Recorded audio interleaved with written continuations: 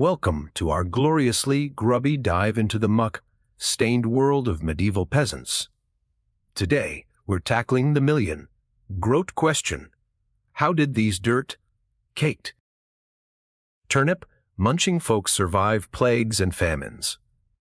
Spoiler alert, it involved a lot of swearing at the sky, dodging death, and eating things that make a vulture gag. Picture this. It's the Middle Ages. Your village smells like a latrine's armpit, and everyone's either coughing up their lungs or staring at an empty porridge bowl. Let's start with the basics. Peasants weren't exactly living the high life, unless high means the pile of manure they slept next to. Their diet was a sad parade of barley gruel, moldy bread, and the occasional onion that looked like it lost a fight with a plow. When famine hit, which was basically every Tuesday, they'd scrounge for anything edible. We're talking tree bark, grass, and, brace yourself, boiled shoe leather. Yeah, your Nikes wouldn't last a week in 1347. The key to surviving famine was creativity, or as they called it, not dying yet. Peasants would raid hedges for berries, fight rats for scraps, and pray to Saint Cuthbert for a miracle. Those Cuthbert was probably busy blessing someone's pet pig. If things got really dire, they'd turn to famine foods like acorns or nettles, which tasted like regret but kept you alive-ish. Now, let's talk plagues, because nothing says medieval party like the Black Death crashing through your village like a drunk ox. The plague was a sneaky bastard spreading through fleas, bad vibes, and probably Gary, the guy who never washed his tunic. Symptoms: boils the size of goose eggs, fever, and a one-way ticket to the afterlife. Peasants didn't have WebMD, so they relied on cures, like drinking owl mixed with toad spit or waving a dead chicken over their heads. Shockingly, this didn't work, but some survived, mostly by accident. Quarantine wasn't a thing yet, but if you lived in a shack far from the village cesspit, you had a fighting chance. Others got lucky with natural immunity, like medieval X-men, dodging death while their neighbors turned into compost. Speaking of compost, hygiene was a myth. Bathing was considered suspicious, like you were trying to seduce the devil or, worse, the tax collector. So, peasants waded through filth, which made plagues spread faster than gossip about the miller's special flour. Famine and plague were a tag team of misery, but peasants were scrappy. They'd barter their last toothless chicken for a sack of questionable grain or cozy up to the local lord, hoping for scraps from his banquet. Spoiler: lords weren't big on sharing. Still, community was key. Villages pooled resources, hid food from bandits, and swapped tips on which weeds wouldn't kill you instantly. By the end of a famine, they'd be so skinny they could slip through a keyhole but alive. Barely. Stay tuned, because next we're diving into the art of dodging the plague while living in a mud hut with 6 pigs and a guy named Dungbert. So, you're a peasant sharing a one-room hovel with pigs, chickens, and Dungbert, who farts like he's auditioning for a siege weapon. Plagues knocking, famines laughing, and your only weapon is a stubborn will to not kick the bucket. Let's talk survival tactics, because these folks were the original MacGyvers, minus the mullet. First, location was everything. If your village was a bustling hub, say 10 huts and a drunk blacksmith, you were screwed. Crowded places were plague playgrounds. Smart peasants lived on the outskirts, where the only visitors were lost sheep and the occasional bandit. Isolation wasn't just for moody poets. It was a lifeline. But even hermits had to eat. And famine didn't care about your address. When crops failed, which happened if it rained too much, too little, or if a witch sneezed, peasants got creative.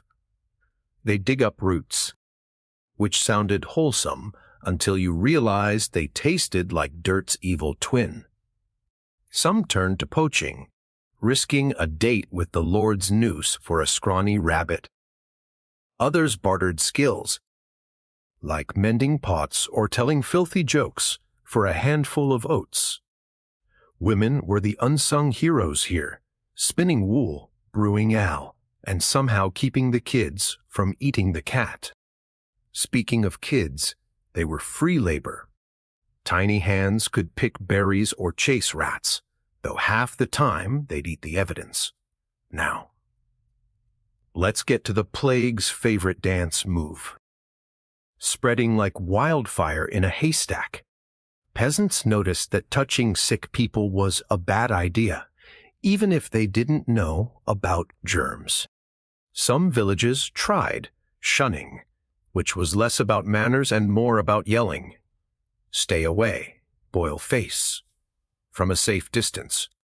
Others leaned hard into religion, because when science is just a monk with a feather pen, you pray. Processions, flagellation, and offerings to every saint in the book were common, though the saints were apparently on a coffee break during the Black Death. Cures were a comedy of errors. One guy swore by rubbing onions on his boils, which only made him smell like a tavern's floor. Another popular fix was bleeding, where a barber surgeon drained your blood to balance your humors. Spoiler: it balanced you right into a coffin. Yet, some peasants stumbled into genius, burning clothes of the dead. Smart, avoiding the village well where everyone spat. Genius, eating garlic like it was candy. Well, it kept people away, which was half the battle. Community hacks were clutch. Neighbors would leave food outside each other's doors, like a medieval DoorDash, minus the tip. If the Lord was feeling generous, which was rare, like a unicorn fart, he'd open his granary, but you'd owe him your soul and your firstborn. Taxes didn't stop for plagues, because feudalism was the original pyramid scheme. Peasants dodged tax collectors like they dodged lepers, hiding grain in hollow trees or under Dungbert's mattress. Survival was a group effort, but trust was thin. One guy hoarding turnips could spark a riot. And nobody wanted to mess with a mob of hangry peasants wielding pitchforks. Next up, we'll explore the wild world of medieval medicine, and why drinking pee was considered cutting edge. All right, let's wade into the swamp of medieval medicine, where the cure was often worse than the disease. Imagine you're a peasant with a plague boil the size of a pigeon's egg, and your only doctor is a barber, surgeon who moonlights as a pig butcher. These guys were the rock stars of the 1300s, armed with a rusty knife and a bucket of leeches. Got a fever? They'd slice you open to drain bad humors, which was code for turning you into a human fountain.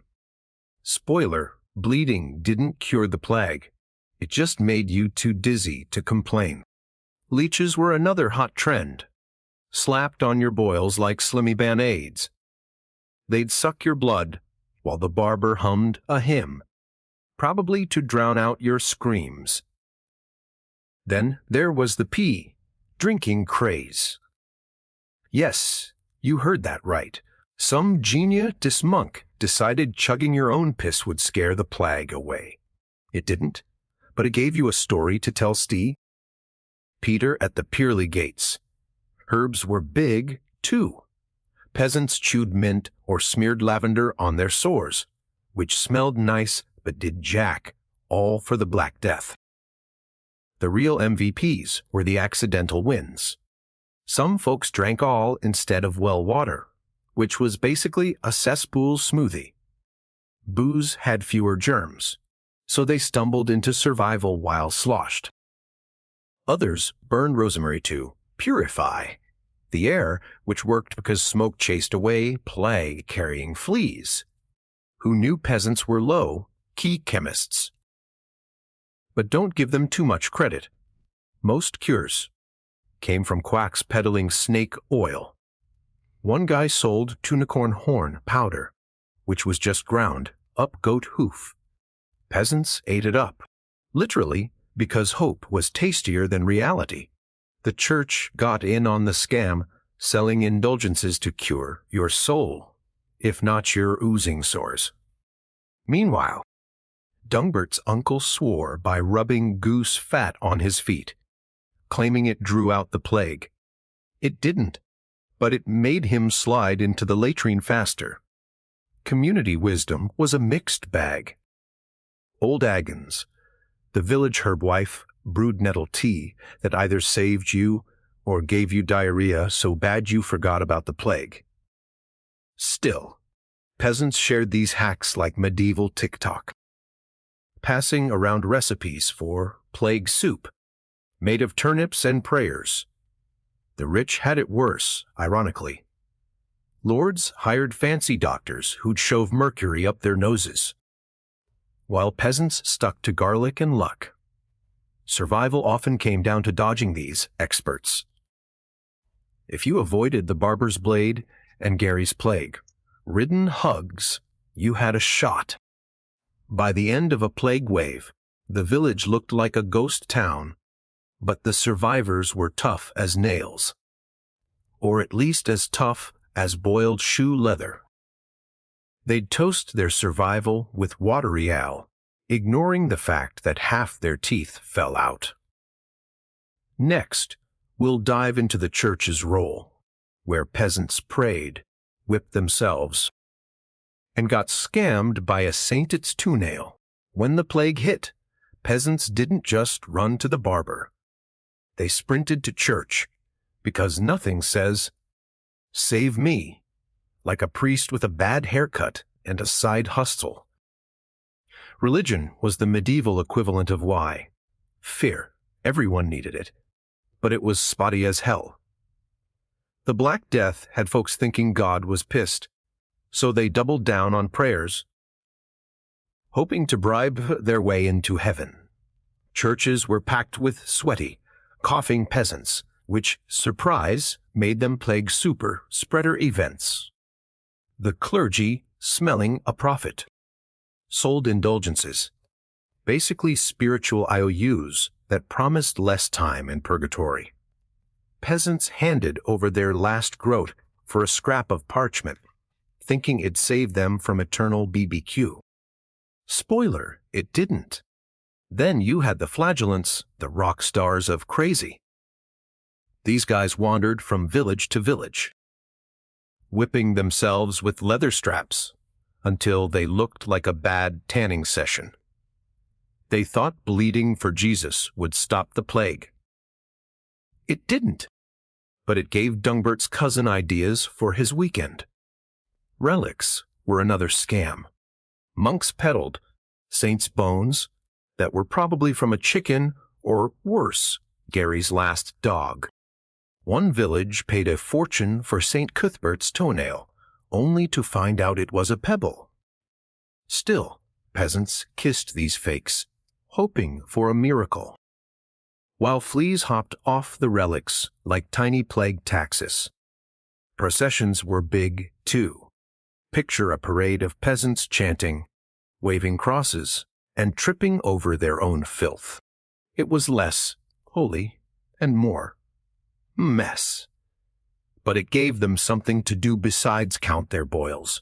Some villages built shrines, tossing in their last turnip as an offering. The saints, apparently on vacation, didn't RSVP. But religion wasn't just scams. It gave peasants hope, which was worth more than a sack of moldy oats. Communal prayers bonded villages, even if half the congregation was hacking up a lung. Women led secret prayer groups, dodging creepy priests who'd trade blessings for a private chat. Survival hacks came from faith, too. Some peasants swore by holy water, which worked if the well was poisoned, but not if fleas were the problem. Others carried charms: rabbit feet, weird rocks, or Dungbert's lucky sock, which was so crusty it could stand on its own. The church also ran alms, doling out bread to the starving, though you had to kiss the bishop's ring first. Bishops weren't exactly Mother Teresa.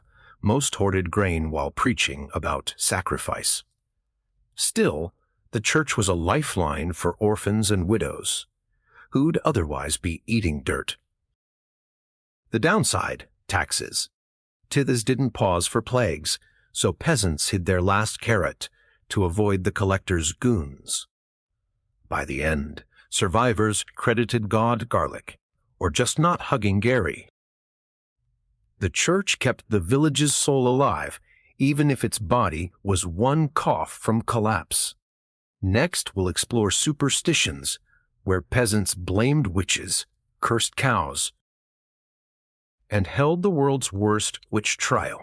If the plague wasn't bad enough, peasants had to deal with their own paranoia, because nothing screams medieval logic like blaming a cow for your boils.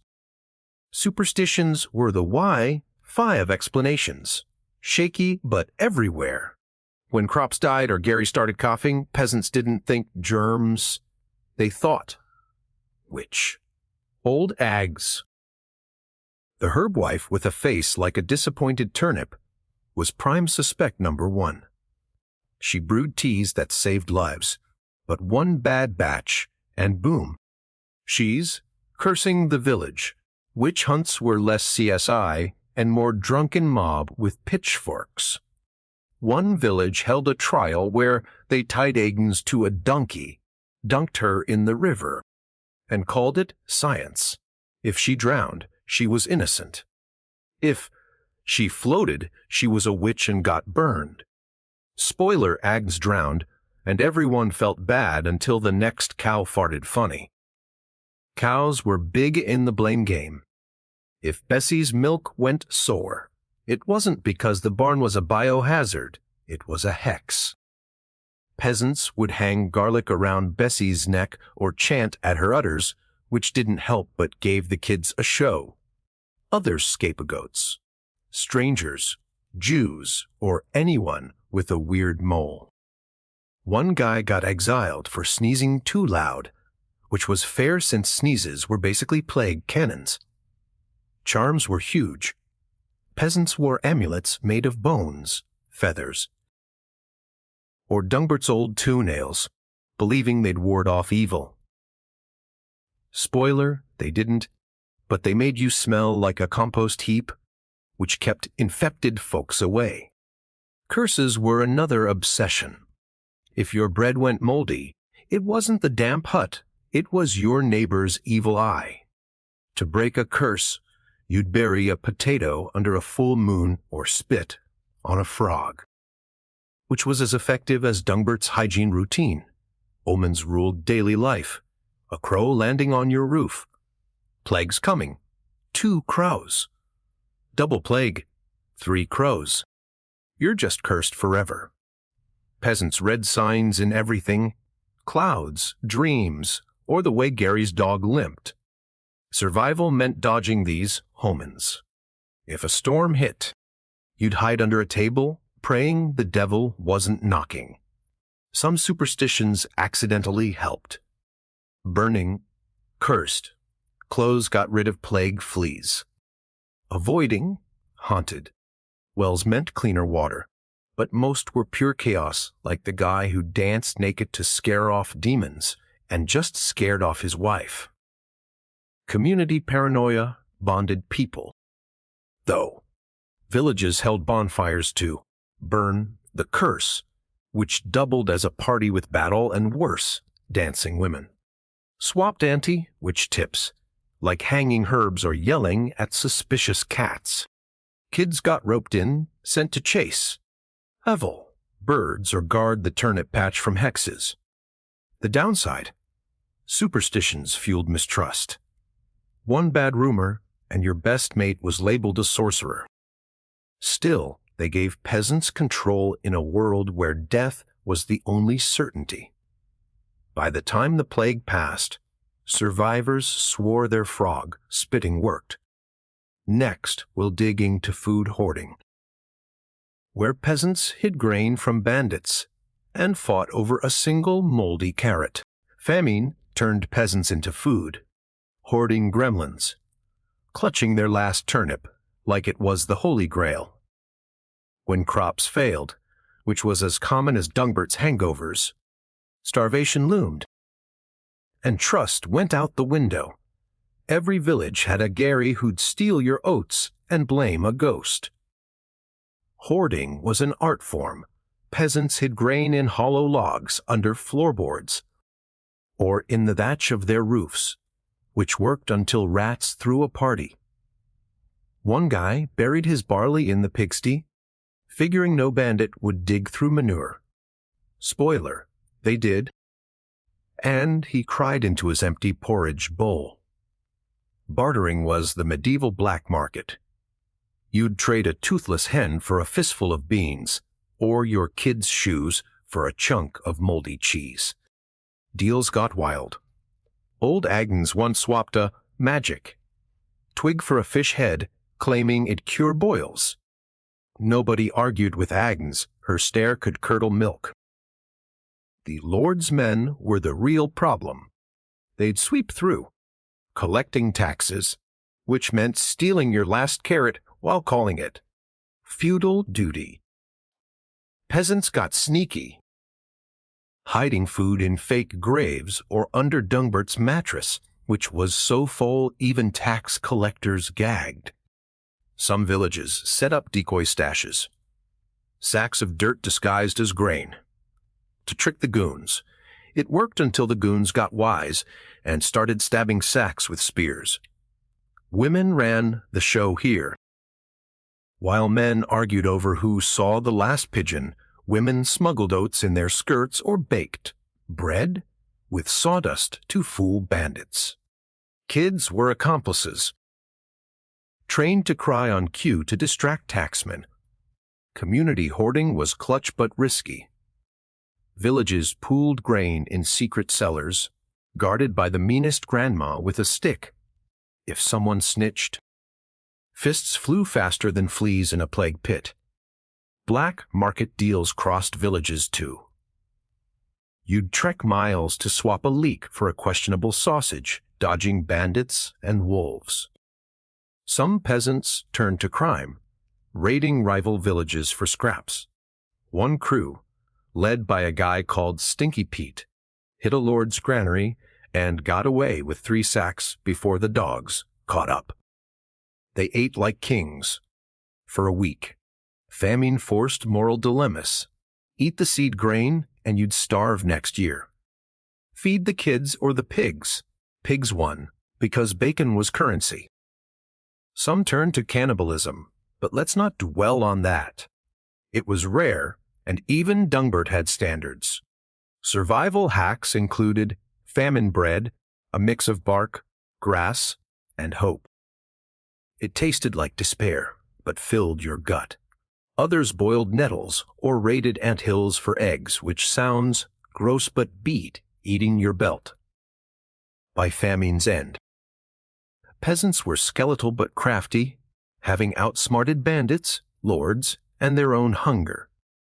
They'd share a single pea and call it a feast, toasting with ale that was mostly spit. Next, we'll expose the lords, who partied with roast swan while peasants chewed twigs. While peasants were out here chewing twigs and dodging plague boils, the lords were living it up like medieval influencers with zero chill. Picture Lord Fatbottom, lounging in his castle, scarfing roast swan while his minstrel sings about his noble chin. These guys had granaries bursting with grain, but share with the peasants. Nah. That's as likely as Dungbert taking a bath. Lords threw feasts that make a pig blush. Tables groaning with venison, peacock, and enough ale to drown a village. Meanwhile, peasants were outside, fighting a rat for a rotten apple. The Lord's logic. God made me rich, so I deserve this.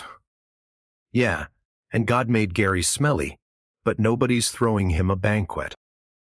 Taxes were the real kick in the codpiece. Famine. Plague. Didn't matter. Lords demanded their tithe, which was basically legalized robbery. One lord taxed every fart in the village. Claiming it polluted his air. Peasants paid in grain, hens, or their last shred of dignity. If you couldn't pay, you'd work his fields, which was like signing up for a lifetime of shoveling manure. Some lords helped during famines, opening their stores for a price, like your firstborn or your left ear. Generosity. My arse. They'd dole out moldy barley and call it charity, then charge interest. Peasants tried sucking up.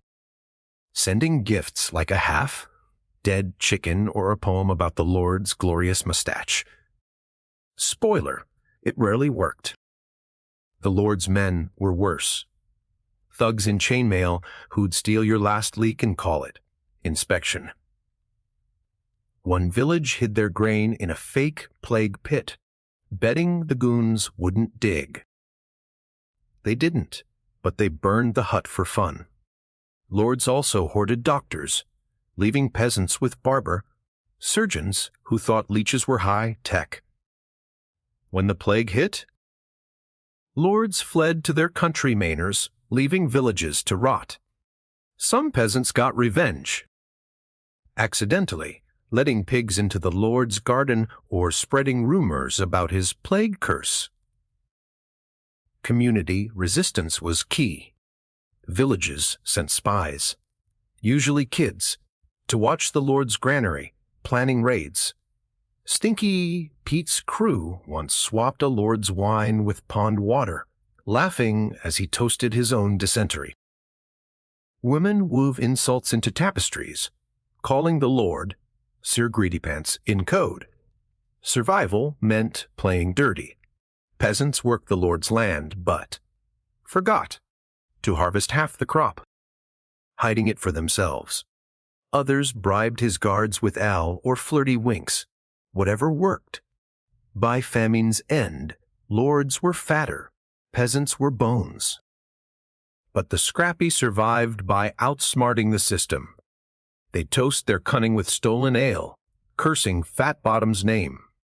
Next, we'll salute the women who brewed, healed, and kept the village alive while dodging creepy priests and plague fleas. Let's raise a tankard to medieval women, the unsung badasses who kept villages from collapsing while men were busy arguing over a dead sparrow. These ladies were the glue in the plague and famine shitshow, juggling, brewing, healing, and dodging priests with wandering hands. First up, prowl. Women were the brewmasters, turning barley into liquid gold. All was safer than water, which was basically a germ smoothie, so every hut had a brewster stirring a cauldron like a boozy witch. They'd sell surplus for a few groats, which bought a carrot or kept Gary from stealing their chickens. Brewing wasn't just survival. It was power. A good alewife could barter her way out of taxes or charm a taxman into forgetting his ledger. Then there was healing. While barber, surgeons were out here slicing arteries. Women like old Agnes mixed herbs that actually worked. Sometimes. Willow bark for fevers, chamomile for sleep, and garlic for everything else.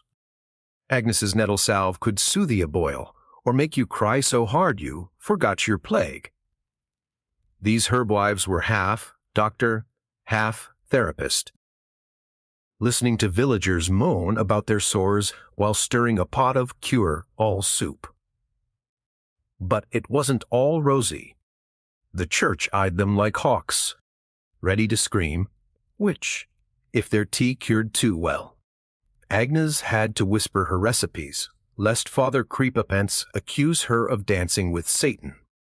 Women also ran the household, which was like herding cats in a plague pit. They'd ration a single onion for a family of 10, sew clothes from sacks, and keep the kids from eating the cat. During famines, they'd stretch meals with weeds or famine bread. That was half sawdust, half prayers. Kids got fed first, even if it meant Mum chewed bark. Community was their secret weapon. Women formed networks, swapping tips on which mushrooms wouldn't kill you or how to hide grain from Lord Fatbottom's goons. They'd leave baskets of nettles at a sick neighbor's door, like a medieval care package. Some ran underground markets, trading eggs for thread or gossip for a fish head. The downside, misogyny. Men called them nags, lords groped them. And priests demanded penance for a loaf. Survival meant outsmarting everyone. Women hid food in their skirts, flirted with guards to sneak past checkpoints, or spread rumors about arrivals. Cursed cow. By plague's end, they were the backbone of the village, though nobody gave them a medal. Just more laundry. They'd toast their grit with their own ale, laughing at Dungbert's latest fart saga. Next, we'll meet the kids, like Snotbert, who survived by stealing eggs and eating bugs. Medieval kids weren't out here playing tag. They were tiny survival machines, dodging plague and famine like pint-sized ninjas. Meet Snotbert, the village troublemaker with a nose like a leaky faucet and a knack for stealing eggs. Kids were free labor in the 300s, sent to do jobs adults were too lazy or plague-ridden to handle. During famines, they'd scurry into hedges, picking berries before the birds got them. Half the time, Snotbert ate the haul, claiming quality control. Others chased rats for scraps, which sounds gross, but beat starving. Rat stew was a thing, and kids were the hunters, armed with sticks and zero fear. They'd also guard the turnip patch, yelling at crows or throwing rocks at Gary's dog, who'd eat anything. Egg theft was an art. Snotbert could raid a henhouse faster than you can say plague boil, dodging the farmer's pitchfork and the hen's wrath. Eggs were gold. Trade one for a crust of bread or suck it raw for a protein hit. Kids also foraged like pros, grabbing nettles, dandelions, or mushrooms. Though some learned the hard way which ones made you see demons. Bugs were on the menu, too. Crickets, grubs, even ants. Snotbert called them land shrimp to feel fancy. During plagues, kids were the village's errand runners, delivering herbs or ale to sick neighbors without getting too close. They'd shout, "Don't cough on me," and sprint off, which was as close to quarantine as it got. Some worked as rat catchers, hired by lords to clear granaries. The pay, a stale bun. But Snotbert bragged it was steady work. Parents rented them out for odd jobs, mending nets, hauling dung, or spying on taxmen. Snotbert once hid in a barrel to eavesdrop on Lord Fatbottom's goons, earning his mama heads up to hide the oats. The downside, kids were expendable. If famine hit, they ate last. After the pigs, many got sick running through plague-ridden villages, and nobody had medicine for a feverish kid. Still, they were scrappy. They'd play dodge the leper, or bet who could spit furthest to keep spirits up. Community helped. Older kids taught younger ones tricks, like how to fake a limp to avoid work or swipe a fish from the market. Girls were just as tough, weaving baskets or brewing with Mum, though they had to dodge creepy priests. Snutbert's sister, Makella, once threw a toad at a taxman, buying time to hide the family's last hen. By plague's end, kid survivors were feral but alive, with stories to tell, like the time Snotbert borrowed a lord's pie and blamed a ghost. They'd grow up tough, assuming they didn't trip into a latrine first. Next, we'll face the bandits, where peasants and a drunk donkey named Gerald fight for their last scraps. Famines and plagues were bad, but bandits, those bastards were the cherry on the medieval misery pie. Picture a pack of crazy thugs, armed with rusty swords and worse breath, raiding your village for your last moldy carrot. Peasants weren't exactly Navy SEALs, but they fought back with whatever they had: shovels, pitchforks, and a drunk donkey named Gerald who'd kick anything that moved. Bandits thrived in chaos, hitting villages when everyone was too weak to stand or too busy burying Gary's cousin. They'd steal grain, hens, even your only pair of shoes, leaving you to hobble through the mud. One crew, led by a guy called One, once took a village's entire turnip stash, laughing as they rode off. Peasants got creative. They'd booby-trap their hovels, rigging buckets of manure to dump on intruders. Dungbert's uncle set up a plague trap, a fake corpse stuffed with straw and smeared with berry juice to look like boils.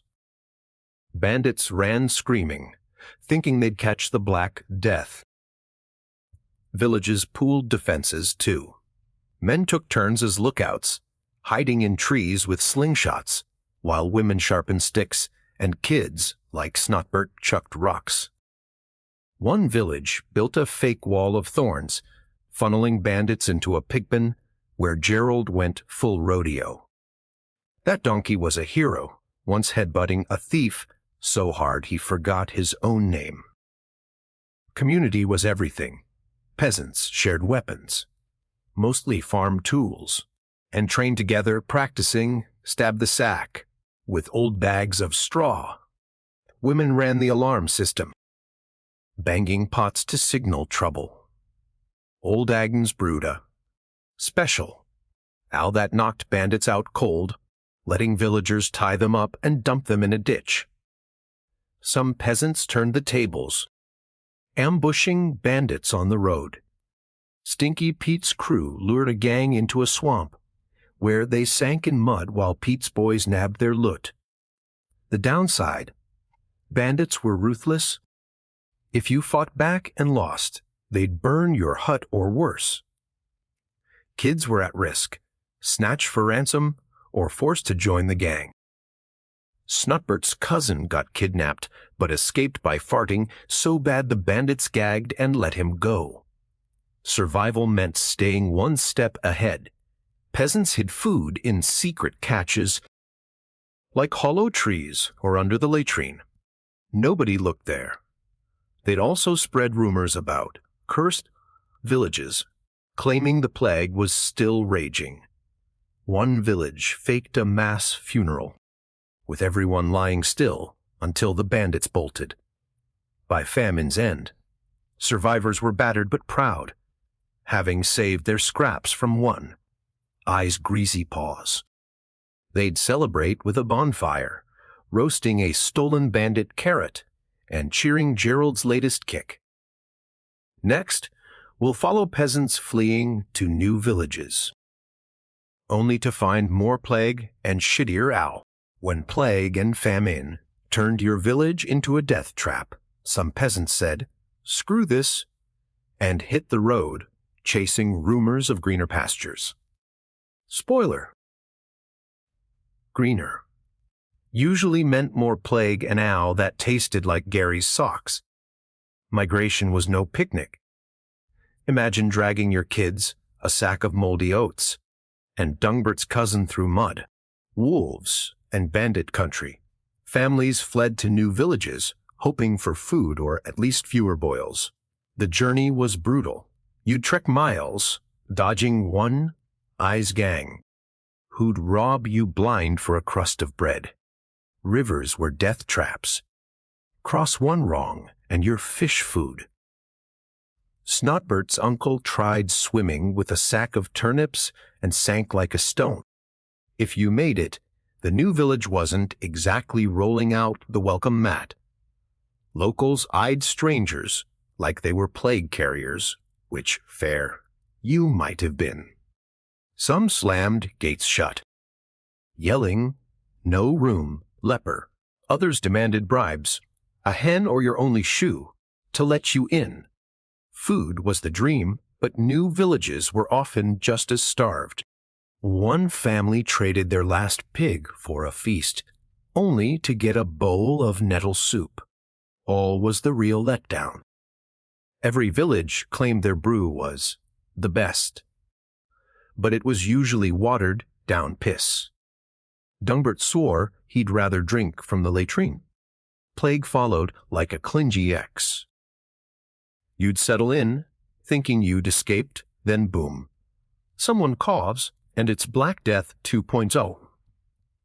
Smart peasants camped outside villages, trading labor for scraps while avoiding the germ pit. Women led the charge, bartering sewing skills or old Agnes's miracle. Salve for a spot by the fire. Kids like Snotbert scouted, sneaking into markets to swipe a leak or eavesdrop on plague gossip. Community was tricky. Newcomers had to prove they weren't bandits or cursed. One guy sang a hymn to seem holy, but his fart gave him away. Classic Dungbert move. Survival hacks included eating wild roots, which tasted like dirt but kept you going. Some hunted rabbits, risking the Lord's noose for a stew. Others joined roving bands, sharing fires and stories about Lord Fatbottom's latest tax scam. The downside? Migration spread plague faster. Travelers carried fleas, infecting every village they crashed. Still, those who survived were tough as nails, building new lives with nothing but grit and a stolen carrot. They'd toast their journey with Shitty Al, dreaming of a day without boils. Next, we'll meet the plague doctors, whose bird masks and goat but cures were peak medieval nonsense. Enter the plague doctors, the medieval equivalent of a creepy clown at a kid's party. These guys rolled into villages looking like goth ravens, with beak masks stuffed with herbs to ward off miasma. Spoiler, the herbs did nothing, but the masks scared the shit out of Snotbert, who thought they were demons.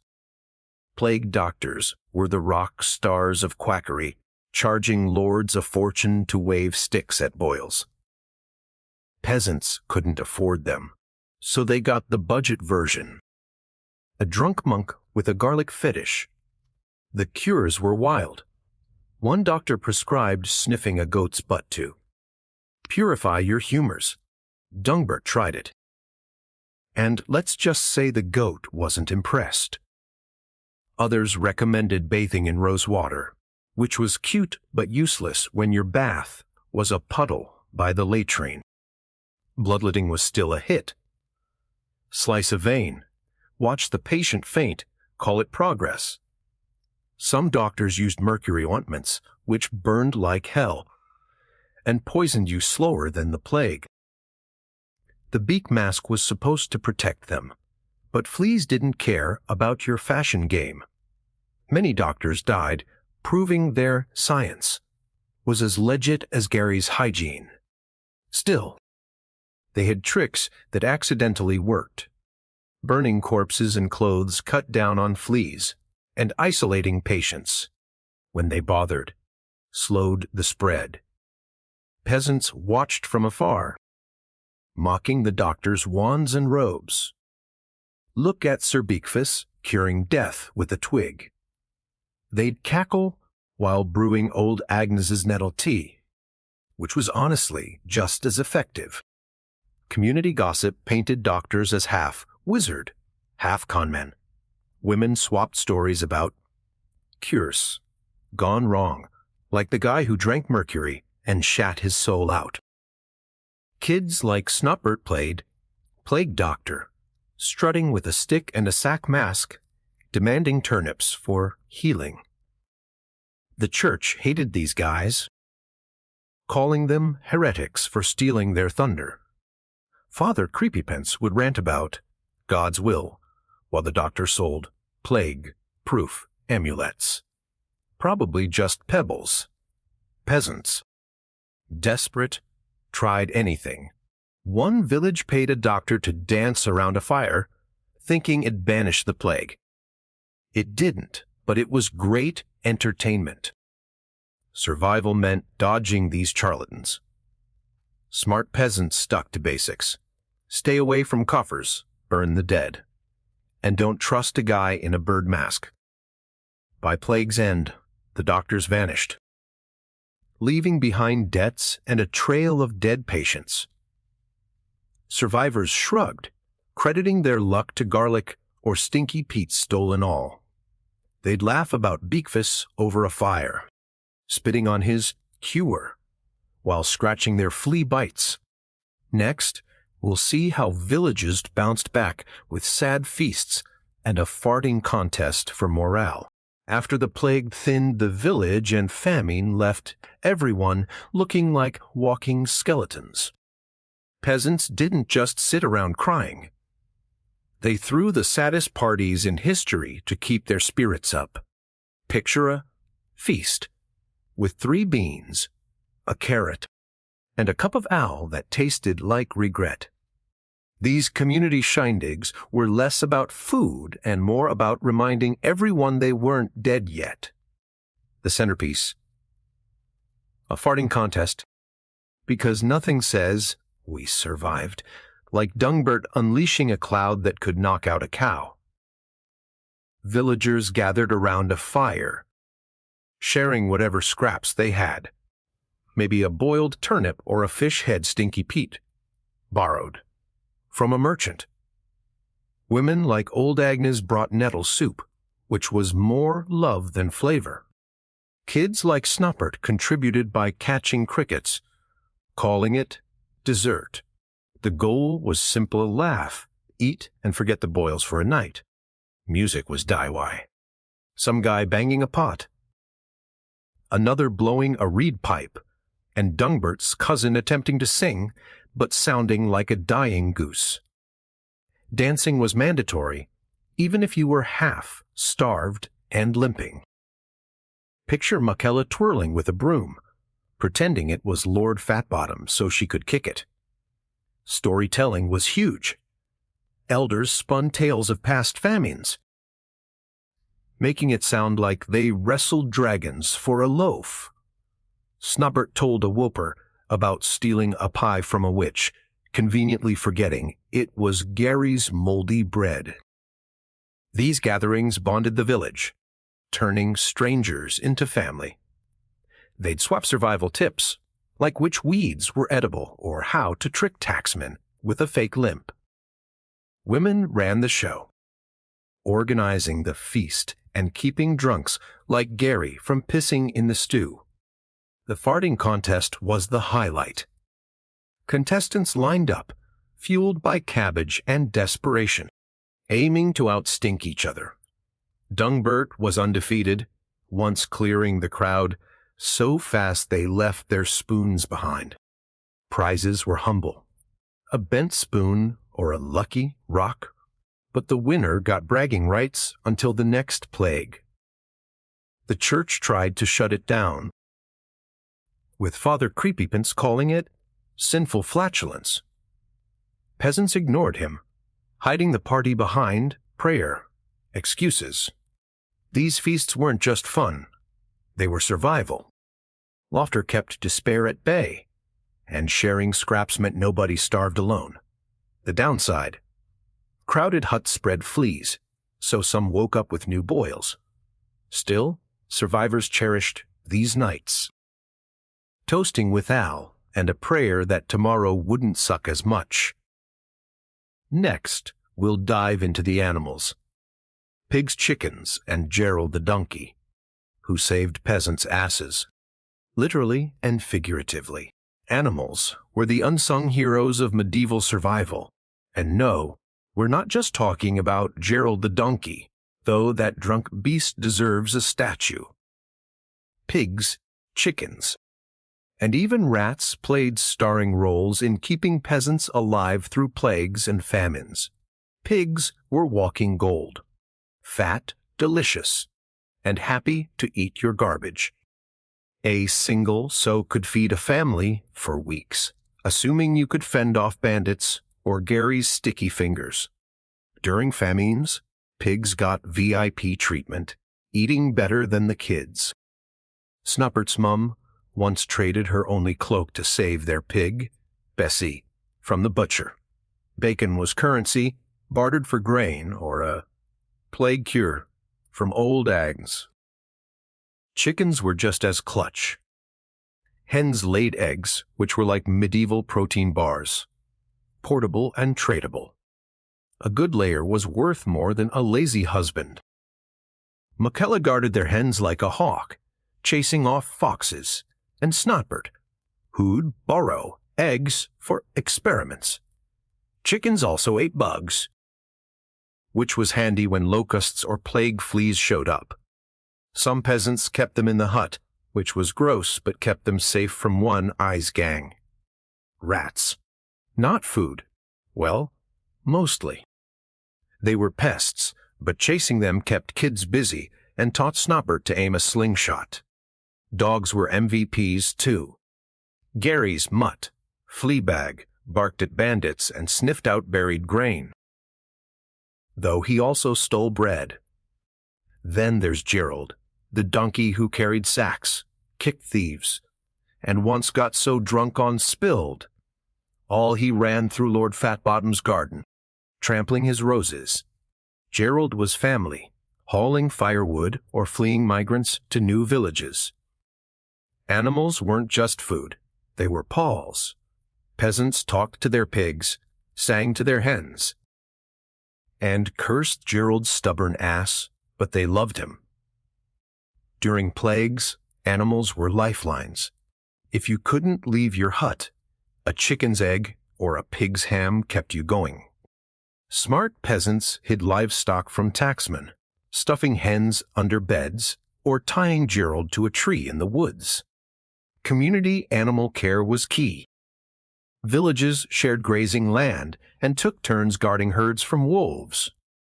Women milked cows, kids fed chickens, and men wrestled pigs into pens. The downside: animals got sick, too. A plaguey flea could wipe out your hens, and famine meant choosing between feeding Bessie or the kids. Bessie usually won. She was dinner. By disaster's end, survivors owed their lives to these critters, toasting Gerald with Al he'd probably steal. Next, we'll brave winter famines, where peasants ate snow soup and bet on who'd freeze first. Winter famines were medieval misery on steroids, turning villages into frozen hellscapes, where your breath was the warmest thing around. When crops failed and snow buried the fields, peasants faced starvation with nothing but grit and a questionable turnip. Food was gone, unless you counted snow soup, which was just melted slush with a pinch of dirt for flavor.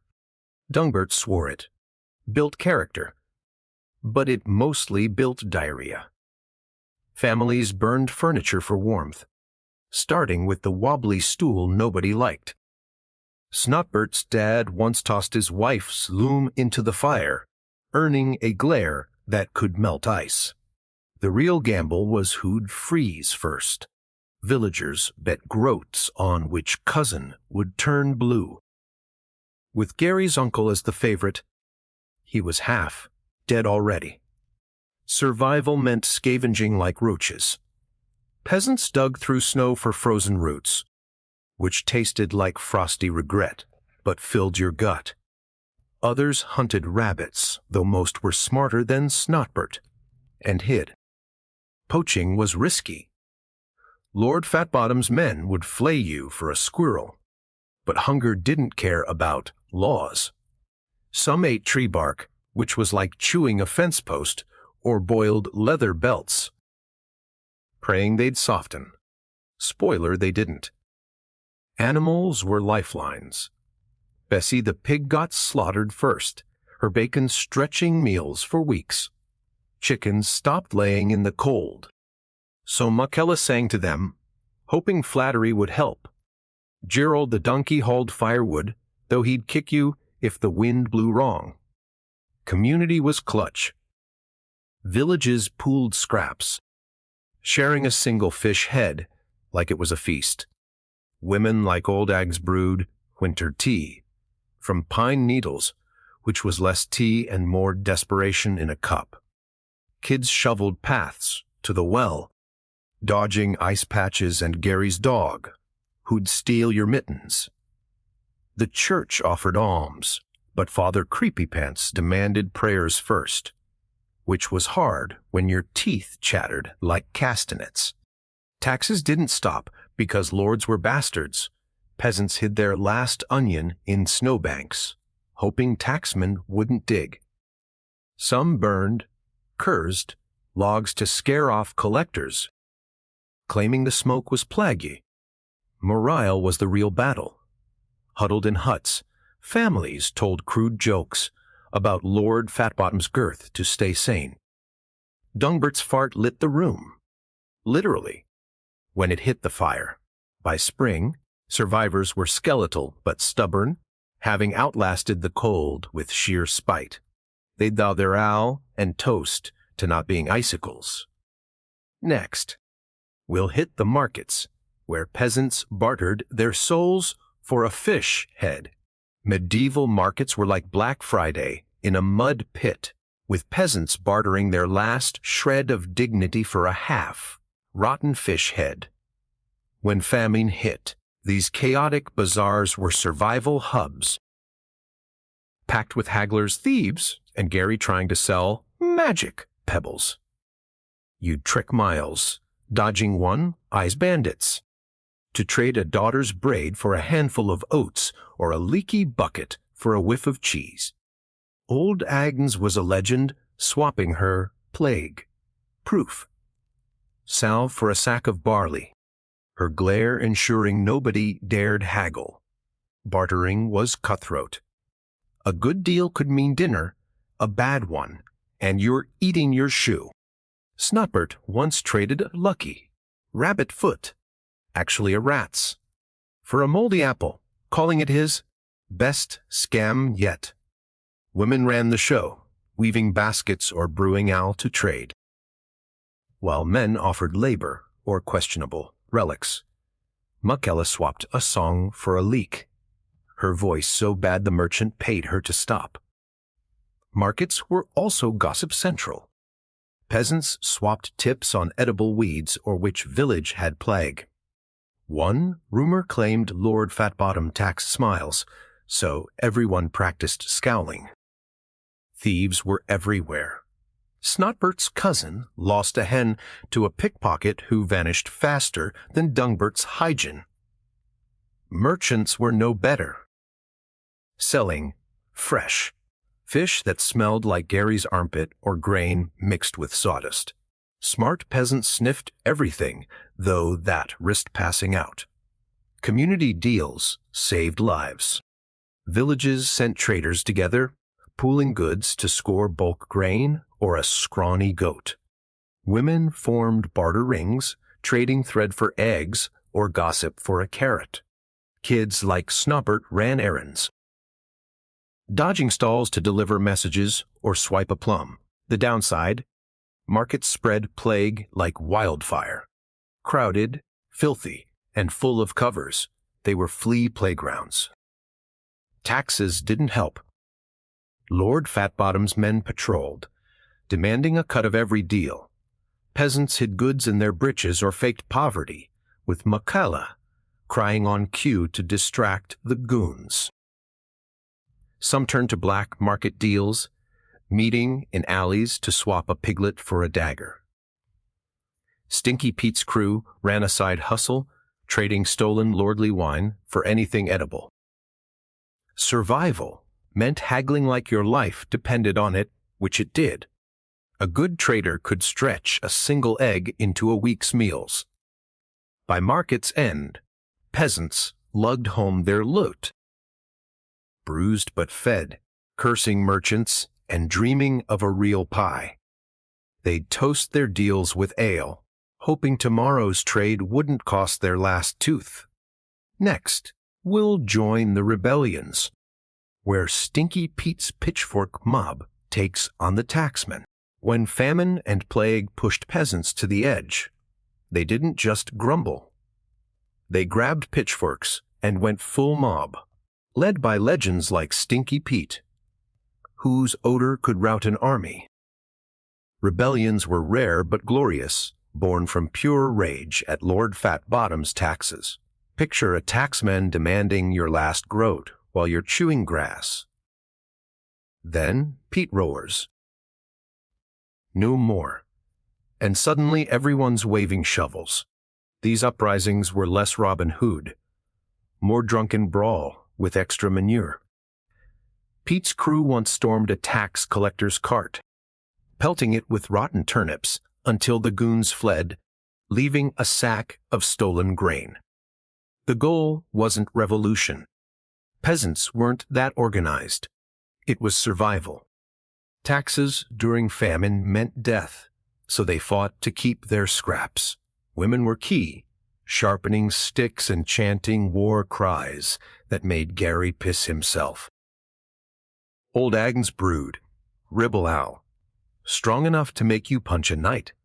Kids like Snotbert and Muckler ran scout duty, spying on Lord Fatbottom's men or tossing rocks to slow their horses. Tactics were scrappy. Peasants ambushed taxmen in woods, using Gerald the donkey as a battering ram. One village dug pits, trapping a collector who cried for his mum. Another time, Pete's mob faked a plague outbreak, smearing berry juice on their faces to scare off the Lord's goons. Community was everything. Whole villages joined, from grannies to drunks. They'd share loot, divvying up a stolen ham like it was Christmas. The church hated it. With Father Creepypence preaching, "Obey thy Lord," while hiding his own gold, peasants flipped him off, hiding rebels in barns or under haystacks. The downside: lords hit back hard. A failed revolt meant burned huts or a noose for Pete. Many rebels were just hungry folks, not warriors, and knights in armor crushed them like bugs. Still, small wins mattered. One revolt forced Fatbottom to lower taxes for a month, which felt like a miracle. Survivors became legends, with Pete's name whispered over Al. Rebellions taught peasants they could fight, even if it was just to save a carrot. They'd toast their bruises, cursing lords and dreaming of a day without tithes. Dungbert claimed he farted out a taxman, but nobody believed him, except Snotbert, who tried it and got slapped.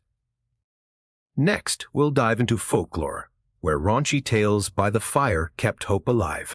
When plague and famine made life a steaming pile, peasants turned to folklore, spinning raunchy tales by the fire to laugh off their misery.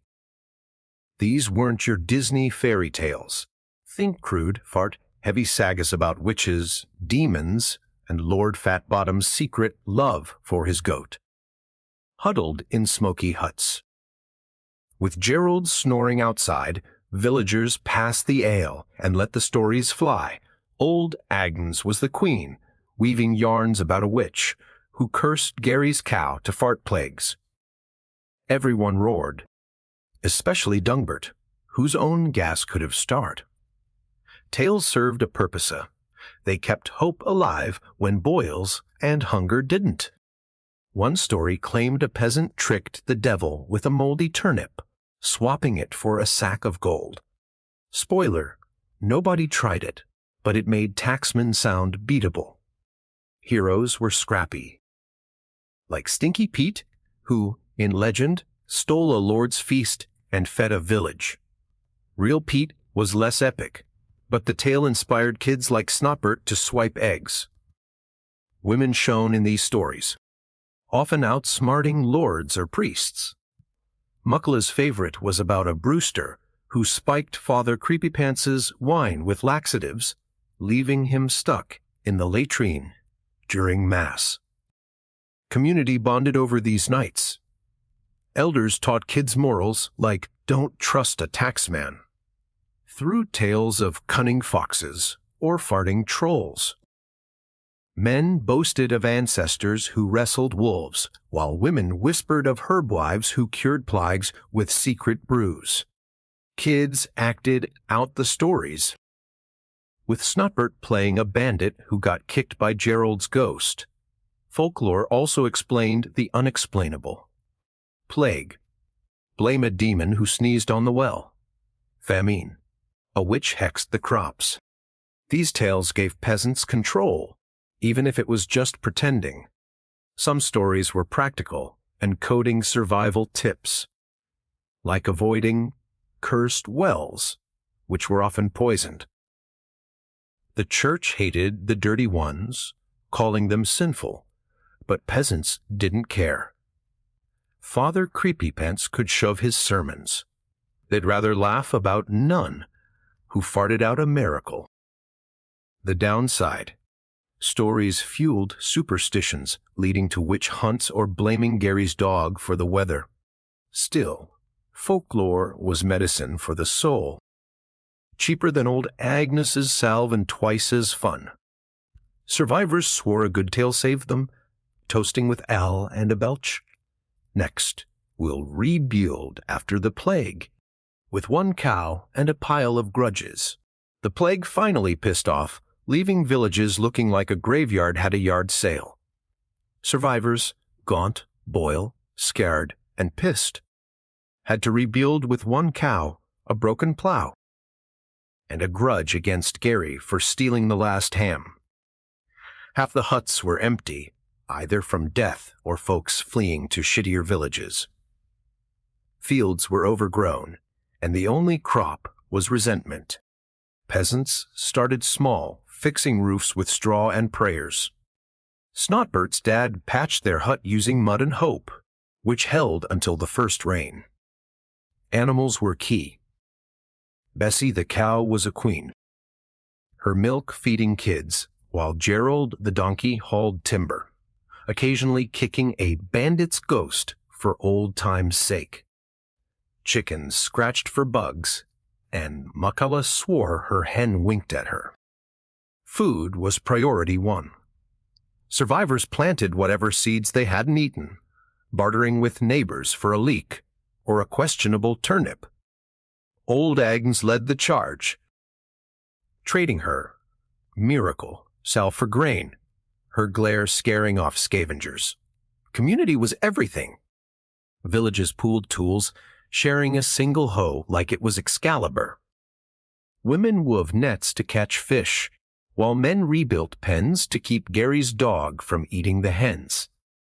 Kids like Snotbert scavenged, grabbing sticks for firewood or borrowing a lord's apple. Lord Fatbottom didn't help, demanding taxes on air while his goons stole your last carrot. Peasants hid crops in fake graves, betting on the Lord's laziness. Some got cocky, spreading rumors that Fatbottom caught the plague. Nobody checked, but it kept his men away. The church was useless, with Father Creepypants hoarding alms while preaching God's plan. Survivors flipped him off, building their own shrines from rocks and spite. Grudges fueled drama. Gary's ham theft sparked a feud, with Dungbert swearing he'd fart him into oblivion. Makella settled it by accidentally dumping manure on Gary's bed. Rebuilding meant compromise.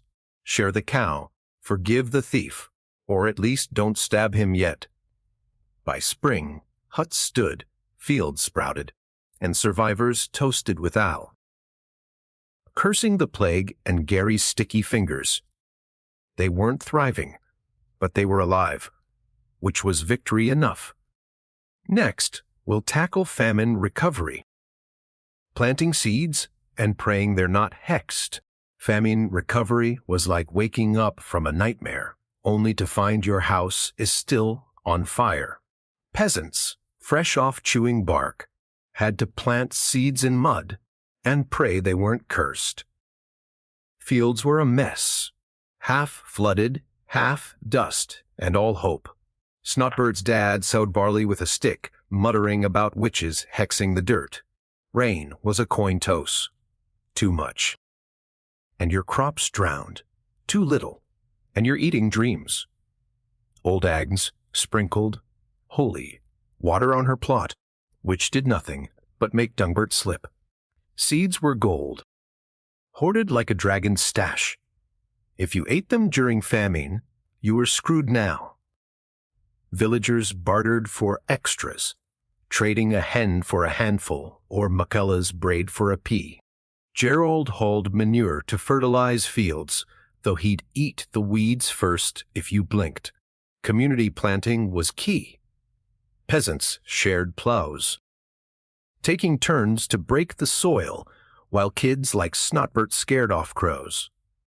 Women led harvests, teaching which stalks weren't poison. Old Agnes's nettle stew kept workers fed, though it tasted like regret. Lord Fatbottom's men hovered, taxing every sprout.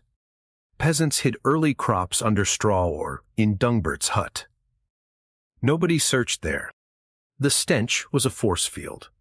Some bribed taxmen with Al, while Stinky Pete lost a sack of grain in a ditch for later. The church demanded tithes, with Father Creepypants claiming God blessed the harvest. Peasants scoffed, hiding barley in hollow trees. Superstitions lingered. Plant under a full moon or kiss a toad for luck. Snotbert tried the toad thing and got a wart. Animals helped. Bessie's milk fattened kids, and chickens laid eggs to trade. Gary's dog dug up roots, though he ate half.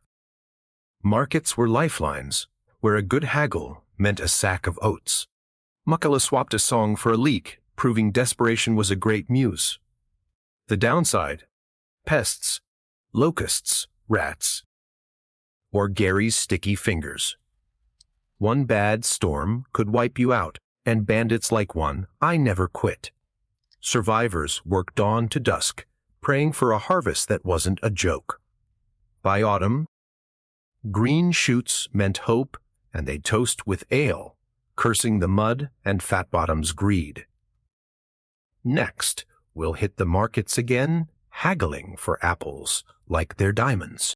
Markets were the beating heart of peasant recovery, chaotic mud fests where you'd haggle for a half, rotten apple like it was the crown jewels. Post-famine, every groat counted, and villagers trudged miles, dodging one-eyes bandits, to trade a leaky pot for a whiff of fish. Old Agnes was the haggling queen, staring down merchants until they threw in an extra onion. Snotbert tried his luck, swapping a magic stick for a moldy pear, then eating it before anyone noticed. Bartering was survival. Score a sack of barley, and you're eating for a month. Get duped, and it's grass soup again. Women dominated, trading woven mats or owl for grain. Makella once traded a rude poem about Father Creepypants for a carrot, earning cheers. Men offered labor or relics, like Gary's saintly sock, which smelled like damnation. Markets buzzed with gossip. Whose cow died, which village had plague. Or how Lord Fatbottom taxed farts now. Thieves were rampant. Snotbert's cousin lost a hen to a kid faster than Gerald running from work. Merchants were crooks, selling fresh eels that were basically pond sludge. Smart peasants poked every sack, sniffing for sawdust or Gary's armpit vibe. Community trades were clutch. Villages sent caravans, pooling goods to snag a goat or a barrel of all. Women ran barter networks, swapping thread for eggs or curses for a leak. Kids like Snotbert darted through stalls, delivering deals or pinching plums. Taxes were a nightmare. Fatbottom's goons took a cut, so peasants hid goods in their breeches or faked a limp to seem poor. Makella's fake sobs distracted a taxman while Stinky Pete smuggled oats. Black markets thrived in alleys, where you'd trade a piglet for a knife or Dungbert's lucky bone for a sausage. The downside, markets were plague traps, with covers and fleas galore. One bad deal could bankrupt you, and bandits stalked the roads home. Still, a good haggle meant life. Survivors lugged their loot, bruised but fed, dreaming of a pie that wasn't mud. They'd toast with Al, cursing merchants and Fatbottom's greedy arse. Next, we'll marvel at peasant ingenuity. Like soup from dirt and farts for warmth, peasant ingenuity was the secret sauce of survival, turning desperation into disgusting genius. When famine and plague left you with nothing, these folks made something out of literal dirt. Take famine soup, a grim stew of weeds, bones, and hope, boiled until it was edible, or you gave up. Old Agnes swore her recipe, heavy on nettles and mystery grit, could raise the dead. It didn't, but it kept Snotbert from eating his shoe. Another hack. Bark bread, a loaf of sawdust and prayers that tasted like regret but filled your gut. Dungbert's uncle went further, pulling his belt for leather stew, claiming it was shrustic. Spoiler, it wasn't. Winter brought wild ideas. One guy, let's call him Fartbert, trapped his farts in a sack to warm his hut. It didn't work, but it cleared the room faster than Gary's hygiene. Others stuffed straw in their clothes for insulation, waddling like scarecrows but staying alive. Tools broke constantly, so peasants improvised. Snotbert's dad turned a spoon into a plow, digging furrows while cursing Lord Fatbottom's taxes. Women were the real innovators, weaving nets from grass to catch fish or sewing sacks into shoes. Makella made plague candles from pig fat and rags, lighting the hut and scaring off fleas. Community hacks were clutch. Villages shared recipes, like how to ferment cabbage for winter or dry acorns for floor. Stinky Pete's crew built a communal oven from mud, baking sad loaves for all. Kids like Snotbert rigged snares for rabbits, though he mostly caught Gary's dog. During plagues, isolation was key. Peasants built sick huts from branches, keeping cuffers away without a bird mask in sight. Old Agnes's garlic necklaces didn't cure boils, but kept Gary at a distance, which was half the battle. The downside, half these hacks failed. Fartbert's sack exploded, and bark bread wrecked your teeth. Lord Fatbottom's men stole anything clever, taxing innovations like they owned your brain. Still, ingenuity was hope. Every bad idea, mud shoes, piss tea, or Dungbert's rat pie, was a middle finger to death. Survivors toasted their weirdness with Al, laughing at Fartbert's latest flop.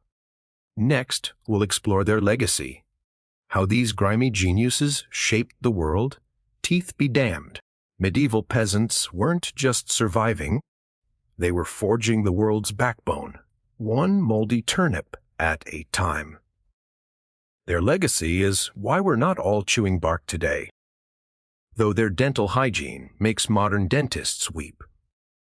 These grimy heroes turned misery into grit, outsmarting plagues and famines with tricks we still use. Crop rotation. They figured it out when fields died, swapping barley for peas to save the soil. Quarantine. Peasants shunned cuffers long before miasma was a buzzword. Old Agnes's herb lore laid the groundwork for medicine, minus the pea drinking nonsense. Their community spirit, sharing a single bean or hiding grain from Lord Fatbottom, built the idea of, we're in this together. Villages were the first co-ops, pooling plows and pigs to outlast hunger. Stinky Pete's rebellions, though messy, sparked the notion that lords weren't gods, paving the way for revolts that cracked feudalism's spine. Women like Makella, brewing ale and weaving nets, proved brains beat brawn, even if Father Creepypants called them witches. Kids like Snuppert, stealing eggs and dodging taxmen, grew into crafty adults who'd rather die than bow. Their ingenuity, bark bread, mud ovens, Gerald's bandit kicking, showed humans could adapt to anything. They didn't just survive. They innovated turning shit, literally into fertilizer. Their markets birthed trade networks, with every haggle teaching economics. Folklore, full of farting trolls and tricky peasants, kept hope alive, inspiring stories we still tell. The downside, their superstitions fueled witch hunts and their filth spread fleas. But their grit reshaped society. Survivors rebuilt villages, planted seeds, and laughed at death, proving resilience is humanity's core. Without them, we'd have no cities, no science, just Fatbottoms taxing our air. Their teeth were a tragedy. Black, missing, or both. But their spirit was diamond. Dungbert's farts didn't make history, but his stubbornness did. They'd toast their legacy with Al, not knowing they built our world. Next, we'll wrap this saga with one last fart for the road. We've slogged through the medieval muck, from plague boils to famine soups. And holy hell, what a ride. Peasants survived the Black Death, starvation. And Lord Fatbottom's greed with nothing but grit, garlic, and Gerald's well-aimed kicks. They ate bark, dodged taxmen, and laughed at death. All while smelling worse than Dungbert's legendary fart, the one that cleared a feast and sent Snuppert running. Old Agnes brewed salvation in her nettle tea, Makella outsmarted creeps, and Stinky Pete proved you could fight with a pitchfork and a dream. These folks weren't heroes in capes, they were heroes in rags, turning misery into miracles. They hid grain from bandits, bartered their last shoe for a leak, and told raunchy tales to keep the dark at bay. Their hacks, mud ovens, plague huts, even Fartbert's gas sack, were gross but genius. Community was their shield, from sharing a single pea to mobbing taxmen with Pete. Women ran the show, kids like Snotbert stole the eggs, and Gerald, well, he was Gerald. The church scammed them, lords robbed them, and plague doctors were a joke, but they kept going, planting seeds in cursed mud and praying for a harvest. Their legacy, us. Every time you dodge a bad deal or laugh through pain, that's their blood in you. They built the world, one shitty harvest at a time, despite teeth that scare a dentist. So here's to them. Raise a tankard, or whatever's handy, and salute the peasants who outlasted hell. If you love this saga of boils, farts, and Fatbottom's fat arse, smash that like button subscribe, and ring the bell for more medieval madness. Tell us your favorite part. Was it Dungbert's stench, Pete's rebellions, or Gerald's drunk rampage? Share below, and let's keep the peasant spirit alive. Until next time, stay scrappy, avoid Gary's hugs, and may your owl never taste like his socks. Hey guys, tonight we begin with the remarkable lives and incredible resilience of medieval peasants. The everyday heroes who, despite the odds, managed to survive some of the coldest and most brutal nights in history, from makeshift insulation tricks to communal sleeping strategies. Their story is one of grit, ingenuity, and determination. So, before you get comfortable, take a moment to like the video and subscribe, but only if you genuinely enjoy what I do here. And let me know in the comments where you're tuning in from and what time it is for you. It's always fascinating to see who's joining us from around the world. Now, dim the lights. Maybe turn on a fan for that soft background hum. And let's ease into tonight's journey together. When you think of medieval life, you might imagine justing knights, grand feasts, and merry fairs. But for the average peasant, winter was less about merriment and more about how do we not die tonight. It wasn't just a season. It was a test of endurance that came around every year, like an especially cruel teacher who didn't believe in second chances. Picture this. You're living in a tiny mud and stick hut with walls so thin you could probably hear a bird sneeze from outside. No insulation, no windows unless you count a small hole stuffed with animal skin. And definitely no thermostat wars with your siblings. The inside temperature of your home was usually just a polite couple of degrees above whatever the weather was doing outside. If it was freezing outdoors, it was politely slightly less freezing inside. Congratulations. Nights were the worst. Darkness swallowed everything. The wind howled like an angry ghost. And the fire in the hearth sputtered, pathetically, doing its best. But mostly just roasting the toes of whoever was sitting closest. If you were on the other side of the room, sorry, you might as well have been camping outside with worse snacks. Clothing wasn't much help either. Peasants didn't own fancy fur coats or goose-down blankets. You had a couple of rough spun wool tunics, maybe a cloak that smelled suspiciously of goat, and a hope that layering them would turn you into some kind of human onion. Spoiler: it didn't really work. And forget about snuggling under soft quilts. Beds were often nothing more than sacks stuffed with hay or straw, maybe with a few old rushes thrown in for good measure, and bonus, some fleas for extra company. Luxury, thy name is medieval peasant life. The cold wasn't just uncomfortable, it was dangerous. Frostbite, hypothermia, and general freezing to death were constant risks, especially for young children and the elderly. Every morning that you woke up still breathing was considered a minor miracle and honestly worth celebrating, maybe with a slightly less frozen turnip for breakfast. So yes, surviving a medieval winter wasn't about comfort. It was about gritting your teeth, piling on every piece of cloth you owned, huddling with your livestock, and praying you didn't wake up with icicles hanging off your eyebrows.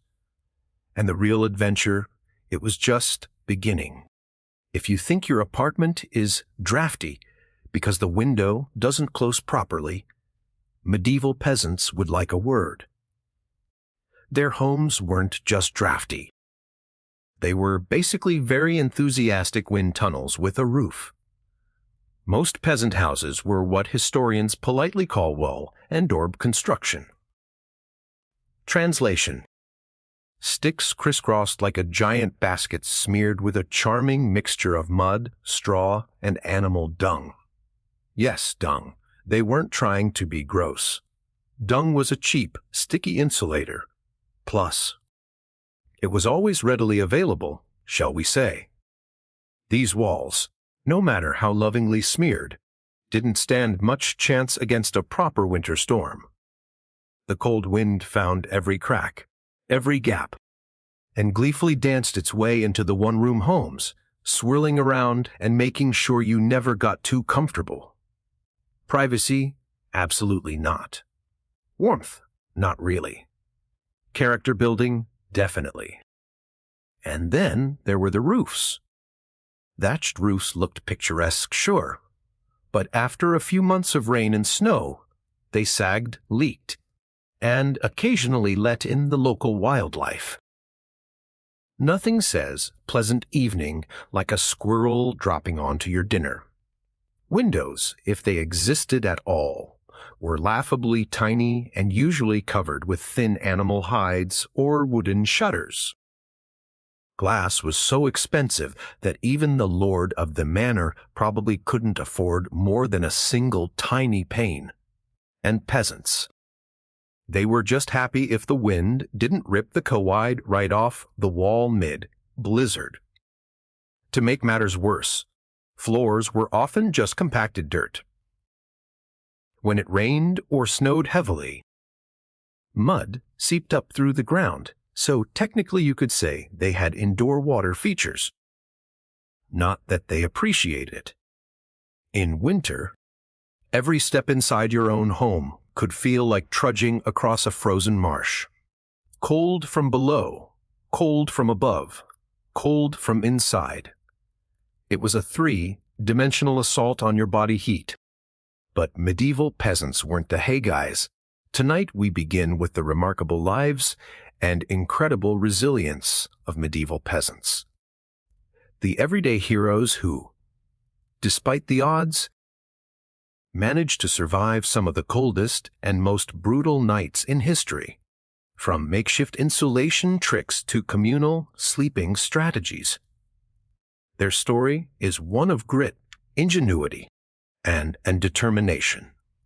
So, before you get comfortable, take a moment to like the video and subscribe, but only if you genuinely enjoy what I do here. And let me know in the comments where you're tuning in from and what time it is for you. It's always fascinating to see who's joining us from around the world. Now, dim the lights. Maybe turn on a fan for that soft background hum. And let's ease in tonight's journey together. When you think of medieval life, you might imagine justing knights, grand feasts, and merry fairs. But for the average peasant, winter was less about merit and more about how do we not die tonight. It wasn't just a season. It was a test of endurance that came around every year, like an especially cruel teacher who didn't believe in second chances. Picture this. You're living in a tiny mud and stick hut with walls, so thin you could probably hear a bird sneeze from outside. No insulation, no windows unless you count a small hole stuffed with animal skin. And definitely no thermostat wars with your siblings. The inside temperature of your home was usually just a polite couple of degrees above whatever the weather was doing outside. If it was freezing outdoors, it was politely slightly less freezing inside. Congratulations. Nights were the worst. Darkness swallowed everything. The wind howled like an angry ghost. And the fire in the hearth sputtered pathetically, doing its best, but mostly just roasting the toes of whoever was sitting closest. If you were on the other side of the room, sorry, you might as well have been camping outside with worse snacks. Clothing wasn't much help either. Peasants didn't own fancy fur coats or goose-down blankets. You had a couple of rough spun wool tunics, Maybe a cloak that smelled suspiciously of goat, and a hope that layering them would turn you into some kind of human onion. Spoiler: it didn't really work. And forget about snuggling under soft quilts. Beds were often nothing more than sacks stuffed with hay or straw, maybe with a few old rushes thrown in for good measure. And bonus, some fleas for extra company. Luxury, thy name is medieval peasant life. The cold wasn't just uncomfortable, it was dangerous. Frostbite, hypothermia, and general freezing to death were constant risks, especially for young children and the elderly. Every morning that you woke up still breathing was considered a minor miracle and honestly worth celebrating, maybe with a slightly less frozen turnip for breakfast. So yes, surviving a medieval winter wasn't about comfort. It was about gritting your teeth, piling on every piece of cloth you owned, huddling with your livestock, and praying you didn't wake up with icicles hanging off your eyebrows. And the real adventure, it was just beginning.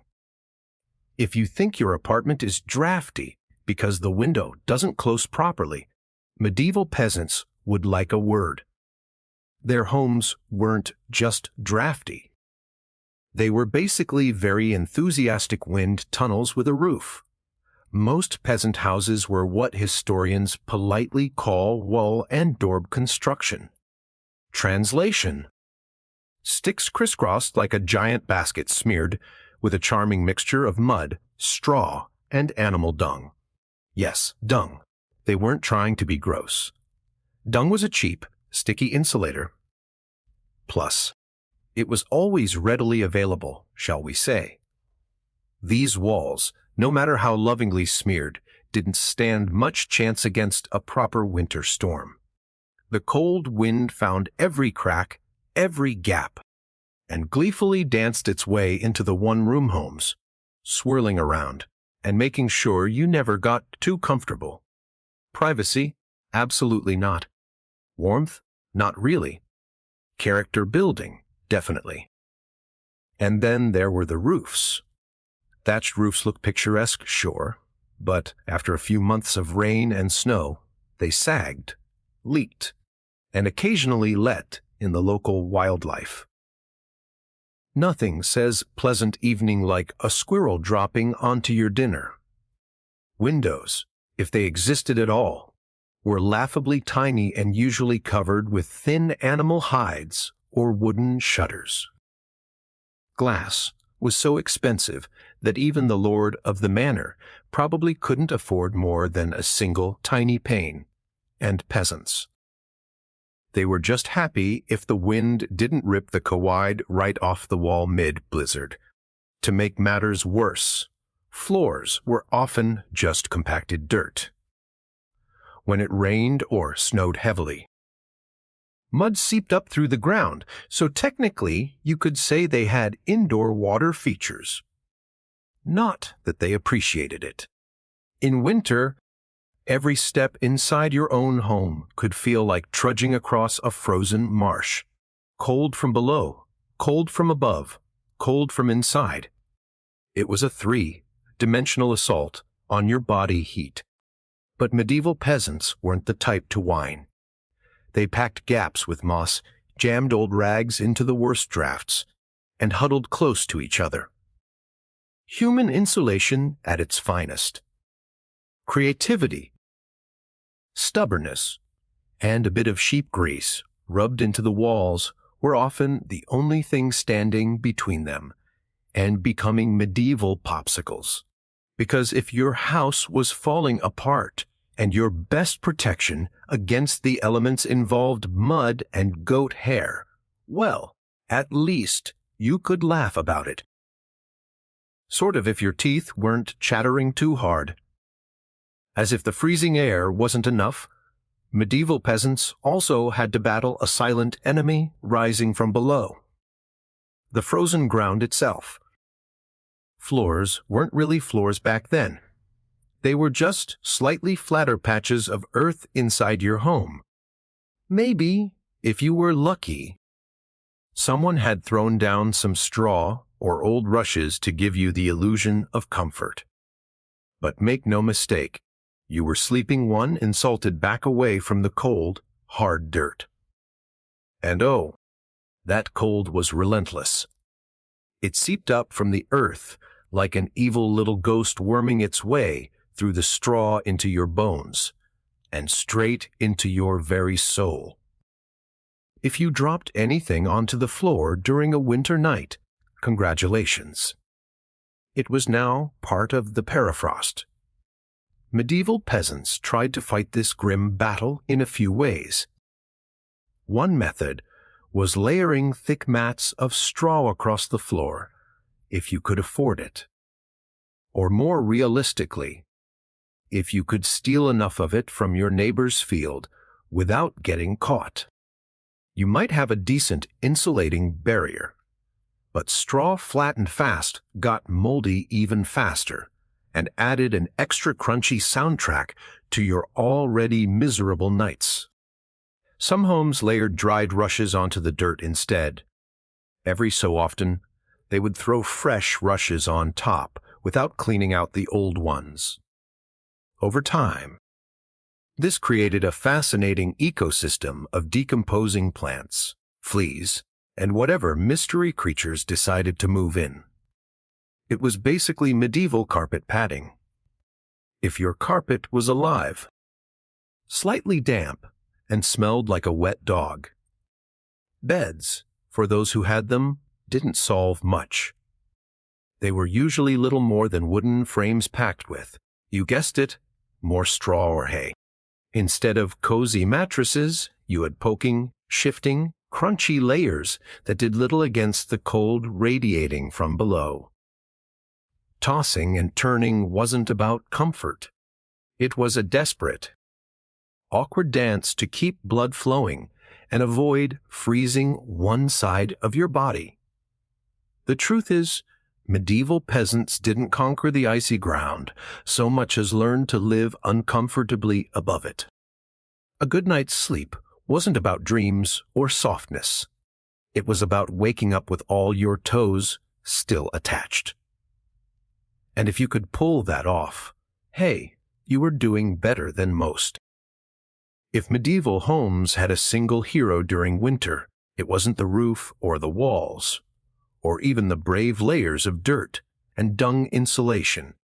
It was the hearth, a crackling, stubborn fire pit that served as the only real defense against the cold, the darkness, and the general gloom of medieval life. At the center of nearly every peasant home was a simple fire. No fireplace with a fancy stone mantel, no neat chimney sweeping the smoke skyward. Instead, you had a basic pit or pile of stones, some half-burned logs, and enough smoke pouring into the room to make you wonder if you were slowly becoming a ham. That's right. Most homes didn't even have chimneys. Smoke just kind of did its best. It drifted out through small holes in the roof, cracks in the walls, or right into your lungs if it was feeling lazy that evening. It wasn't ideal for breathing or your overall lifespan. But on the bright side, it did a great job of fumigating fleas and other unwanted guests. Who needs pest control when you're marinating in smoke 2-47? The hearth wasn't just about warmth, either. It was the kitchen, the light source, and sometimes even the medieval version of a television. People sat around the fire telling stories, gossiping, or just staring into the flames because, frankly, there wasn't much else to do after sunset. Keeping the fire alive wasn't just a nice idea. It was mandatory. Letting the fire die out at night was like putting up a sign for the cold to come in and finish you off. Plus, reigniting a fire in winter wasn't as easy as striking a match. You had to work with flint, steel, kindling, and more prayers than you'd ever offered before. Everyone in the family had a duty: stoking the flames, watching the embers, adding peat, sticks, or, if you were lucky, a precious piece of dry wood. It was a constant battle between human persistence and the smothering cold that wanted nothing more than to snuff you out. The hearth didn't guarantee survival, but without it, survival was downright impossible. It was a smoky, sputtering, often disappointing little fire. But in a medieval winter, it was the beating heart of hope. If there was one thing medieval peasants feared more than running out of ale, it was letting the fire go out overnight. Without that warm, flickering lifeline, the cold would creep in faster than a tax collector after harvest. And in the dead of winter, restarting a fire from scratch wasn't just inconvenient. It could be deadly. Matches didn't exist yet. Lighters dream on.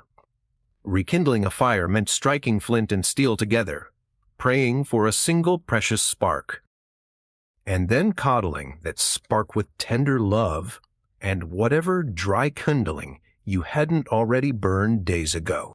Imagine trying to do all this in the freezing dark, half asleep with frozen fingers.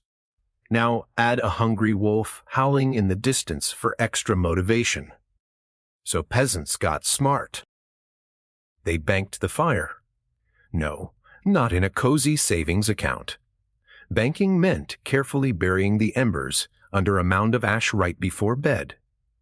The ash acted like a blanket, insulating the glowing coals and keeping them alive, just barely until morning. If you did it right, you could stroll over at sunrise, poke the pile a little, add fresh wood, and voila, fire without the frostbite. But if you did it wrong, well, let's just say mornings got a whole lot colder and a whole lot grumpier. Firebanking was an art passed down from parent to child like a prized family recipe. Everyone had their own little secrets. Some said use dry ash only. Others insisted a bit of dampness was key.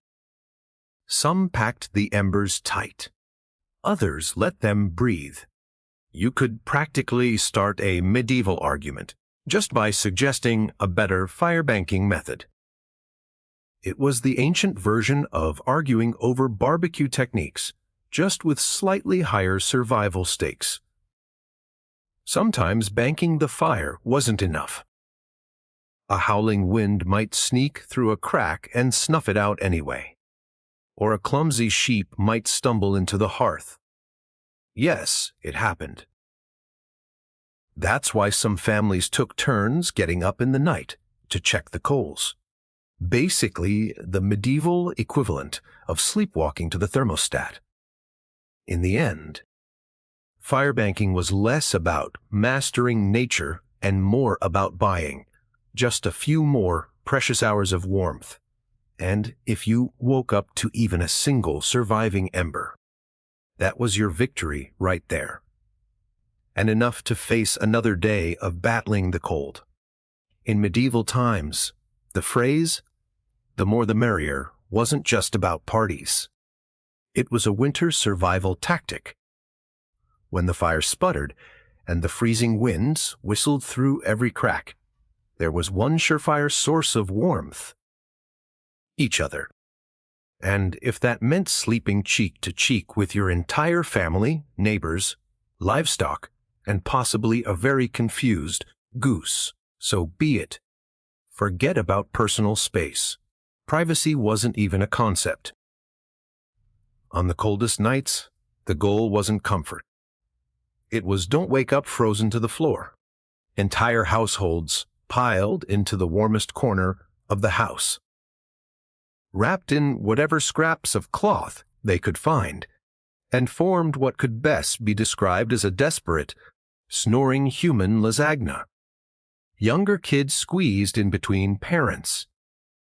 Grandparents snuggled under the outer layers, and if cousin Ethel showed up unexpectedly, well, there was always room for one more. If you were lucky, you got to sleep in the middle, where body heat radiated from all sides. If you were unlucky, you were on the edge, the medieval equivalent of sleeping next to the door of a meat locker. And woe to the person who moved too much during the night. You shift once to get comfortable, and suddenly you've knocked Aunt Maud into the freezing draft by the wall. Congratulations! You're now the family villain. Sometimes even bedding was shared. A communal straw mattress that slowly flattened under the nightly weight of multiple generations. And because hygiene wasn't exactly winning any awards back then, let's just say it wasn't the most fragrant sleeping arrangement. But hey, when it's you versus frostbite, you stop being picky. Body heat wasn't just nice, it was strategic. Some medieval guides even recommended deliberately arranging the strongest, warmest people on the outside of the group, like human shields against the cold. Babies and frail elders were tucked deep in the center, treated like the precious little heat generators they were. This wasn't just about survival, though. Over time, it became part of daily life, part of family bonding. Long winter nights huddled together led to storytelling, singing, and undoubtedly some very interesting conversations muffled under a shared wool blanket. So, next time your sibling steals your blanket or your dog hogs the bed, just remember, at least you're not fighting for elbow space between a snoring uncle and a particularly judgmental goat. If you thought modern roommates were a challenge, medieval peasants would like to introduce you to their winter housemates. Cows, goats, pigs, chickens, basically anything with a pulse and a little bit of body heat. Bringing animals indoors wasn't just a quirky village tradition. It was vital for survival. Livestock generated warmth. And in a poorly insulated chvul, where the wind howled louder than your stomach, every little degree mattered. Plus, if your goat shared a wall with you, it was slightly less likely to get stolen by a neighbor in the dead of night. 2 birds, 1 stinky stone. At night, the house became a chaotic, living furnace. Chickens nested in corners, pigs snorted near the hearth, and cows lounged luxuriously against the walls, chewing cud like they paid rent. It wasn't glamorous. Far from it. If you've ever been stuck in a car on a summer road trip with someone who forgot to shower, imagine that. But it's a cow. It's winter, and there's literally nowhere else to go. The smell's legendary. By springtime, the perfume of a shared winter was something fierce. You didn't need to light a candle. Your nostrils were already on a wild ride. But medieval peasants developed a selective nose. They didn't complain much because they knew one uncomfortable truth. The more animals inside, the fewer frozen toes in the morning. Certain animals even had prime spots. Cows, being the biggest and warmest, usually took center stage, near the family. Goats were allowed closer in for their warmth, and because goats, being goats, would find a way inside anyway. Chickens roosted in rafters or old baskets, and pigs, well, pigs didn't care. They plopped down wherever they pleased, probably right in the middle of the floor. Of course, sharing your bedroom with livestock wasn't without hazards. Imagine drifting off peacefully only to be rudely awakened by a chicken deciding your hair makes a good perch or stepping barefoot into something suspicious first thing in the morning. Yes, medieval mornings could be full of surprises. Still, despite the noise, the smells, and the occasional hoof to the ribs, Peasants understood the simple math. Cold kills and cows cuddle, whether they want to or not. In the battle against winter's icy fingers, a warm, slightly slobbery cow breath was often the deciding factor between life and death. In medieval winters, fashion wasn't about looking good. It was about not dying. Peasants weren't flipping through the latest trends. They were layering up like they were preparing for battle against the Grim Reaper himself. The rule was simple. If you owned it, you wore it. Sometimes all at once. First, the basic undertunic. A scratchy, probably not too clean linen shirt. Over that, a thicker woolen tunic. Then another, if you had it, add some leggings that sagged at the knees. A rough cloak draped over your shoulders, and if you were really lucky, a patched-up sheepskin thrown on top like a prize trophy. Congratulations! You are now approximately 10% warmer and 90% itchier. Boots were a luxury. Many peasants wrapped their feet in layers of cloth or old rags and stuffed them into wooden clogs.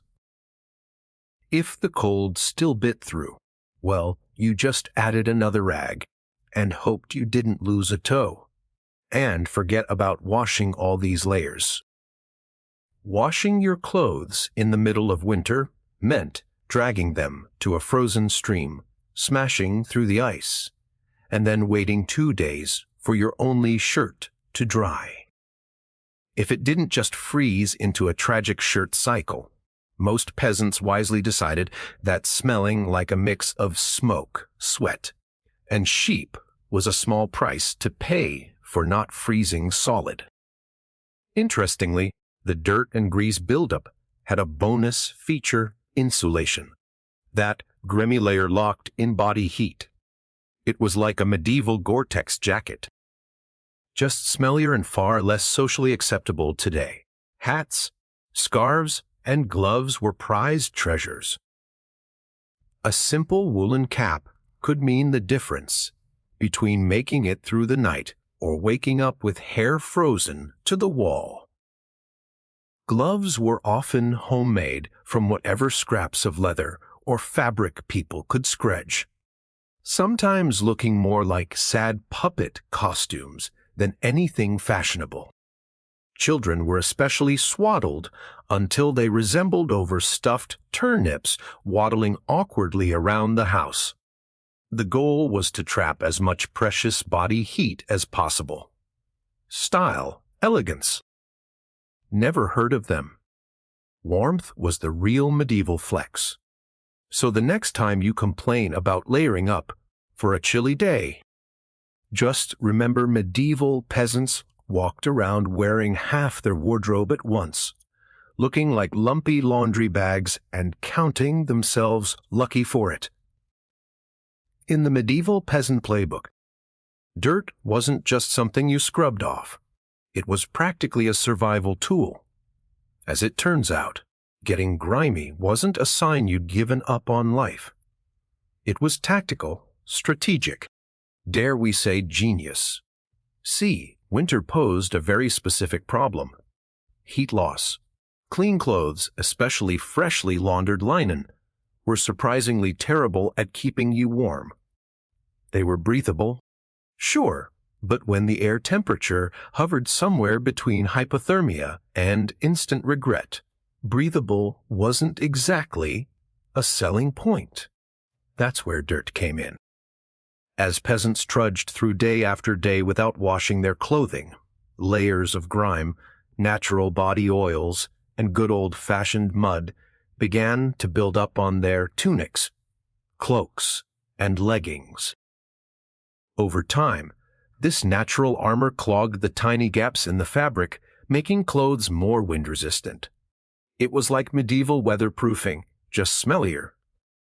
Sure, you smelled like a goat who lost a bet, but guess what?